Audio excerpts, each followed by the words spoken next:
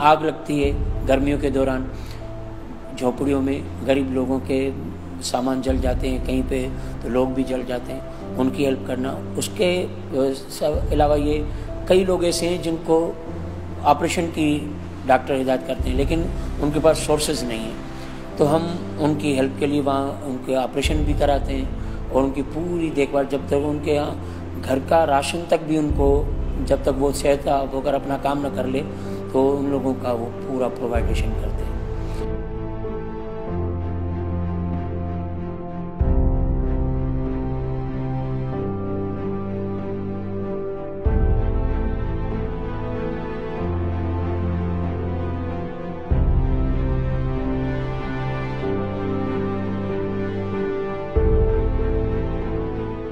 सब एक हैं और फ़र्क नहीं समझना चाहिए।